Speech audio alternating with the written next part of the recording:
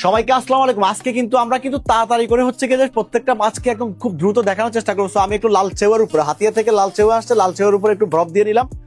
So যারা যারা fresh today থেকে 2017 সাল থেকে কেনাকাটা করছেন ফ্রেশ ফ্রেশ টাটকা টাটকা মাছগুলো, তাদের জন্য হচ্ছে কি যে আজকে একটা ঝটিকা ভাবে দেখাবো।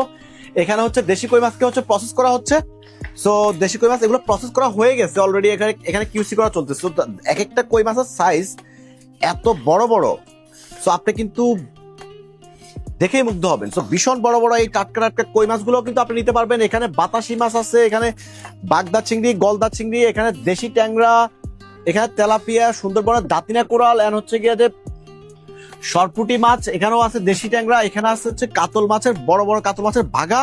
সো লেজ মাথা ছাড়া এগুলা রুই মাছের ভাগা মেবি।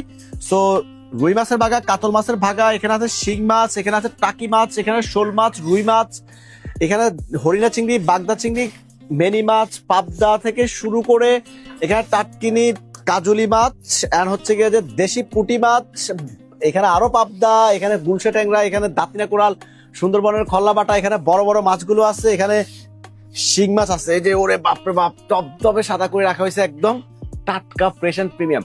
সো এখানে আছে হচ্ছে শোল মাছ, এখানে সবগুলো মাছকে প্যাকেট করে রাখা হয়েছে। এখানে হচ্ছে সুন্দরবনের কোরাল মাছ আছে স্টেক করা, এখানে চিতল মাছ আছে, এখানে এই যে চিতল মাছ, এখানে শোল মাছ আরো আছে, এই যে এখানে আরো শোল মাছ আছে যেগুলো হচ্ছে বেলি ক্লিন ড্রেস করে রাখা হয়েছে। এগুলো হচ্ছে গিয়ে যে বেলি ক্লিন ড্রেসই যাবে। সো যারা যারা ভাবছেন যে ফ্রেশ টুডে থেকে অল্প অল্প করে ফ্রেশ মাছগুলো কেটে বেছে ফুল প্রসেস করে রেডি টু কুক করে নেবেন, আপনারা কিন্তু যে কোনো মুহূর্তে অর্ডার করতে পারবেন। মানে যখন তখন অর্ডার করতে পারবেন, রাত 12টা 1টা পর্যন্ত অর্ডার করতে পারবেন, কোনো সমস্যা নাই।